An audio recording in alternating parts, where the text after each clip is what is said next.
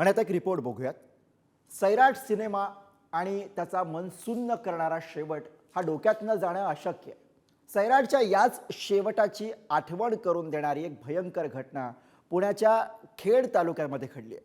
बघूयात आंतरजातीय विवाह करणाऱ्या प्रेमवीरांना लग्नाच्या वाढदिवसाआधी कोणत्या वादळाला तोंड द्यावं लागलं त्याची ही कहाणी।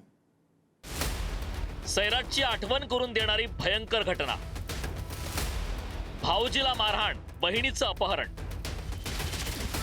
लग्नाला वर्ष होता होता कोसळला दुःखाचा डोंगर। विश्वनाथ गोसावी आणि प्राजक्ता गोसावी पुण्याच्या खेड तालुक्यातील खरपडी बुद्रुकचे रहिवासी। त्यांच्या लग्नाची अॅनिव्हर्सरी 2 दिवसांवर होती, पण या दोघांना एका घटनेनं एकमेकांपासून दूर केलं। 3 तारखेची रविवारची दुपार या दाम्पत्याच्या जीवनात मोठं वादळ घेऊन आली। 3 ऑगस्टला दुपारी 1:15 वाजता मुलीच्या माहेरचे लोक घरी आले। मुलगी प्राजक्ता हिला जबरदस्ती घरी नेण्याचा प्रयत्न केला। पती विश्वनाथने याला विरोध करताच त्याला जबर मारहाण केले। मुलीचा भाऊ आणि सोबत आलेल्या इतरांनी विश्वनाथच्या पायावर जोरदार प्रहार केले। मारहाणीत विश्वनाथचा पाय मोडला। पिंपरी चिंचवड मधील यशवंतराव चव्हाण रुग्णालयात उपचारासाठी दाखल केलं। रात्री उशिरा या प्रकरणात गुन्हा दाखल करण्यात आलाय। माझ्या पत्नीसह माझा प्रेम विवाहाच्या माध्यमातून त्यांना केवळ घरच्यांना पटत नसल्यामुळे आज ते आमच्या जीवितावर उठलेले आहेत व आम्हाला जीवे मारण्याचा प्रयत्न करत आहेत। माझ्या पत्नीला कालपासून ते किडनॅप करून घेऊन गेलेले आहेत। तिचा काही कुठे आता पत्ता भेटत नाही। घटनाक्रम पाहता मला माझ्या पत्नीचा काही घातपात केल्याचा संशय येत आहे। ते काही करू शकतात याची मला खात्री आहे।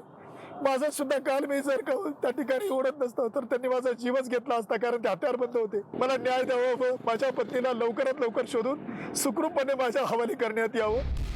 5 ऑगस्ट 2024 रोजी विश्वनाथ आणि प्राजक्ता यांनी आंतरजातीय विवाह केला होता।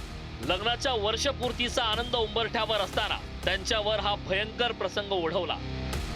पोलीस आता ऑनर किलिंगच्या दृष्टीने या प्रकरणाचा तपास करतायत।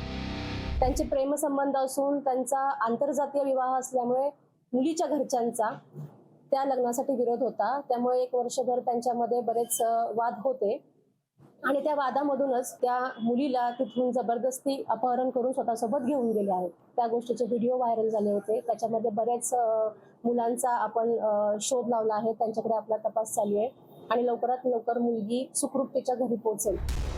विश्वनाथ सध्या हॉस्पिटलच्या बेडवर वेदना सहन करतोय, पण त्यांच्या मनातील खरी वेदना प्राजक्ताला गमावल्याची आहे। प्राजक्ता कुठे आहे, ती सुरक्षित आहे का, या प्रश्नांची उत्तरं अजूनही त्याच्याकडे नाहीत। ही केवळ विश्वनाथ आणि प्राजक्ताच्या दुराव्याची कहाणी नाही, तर अजूनही ऑनर किलिंगचं भूत समाजाच्या मानगुटीवरून जात नसल्याचं हे भयान वास्तव आहे। तुषार झरेकर, पुढारी न्यूज, पिंपरी चिंचवड।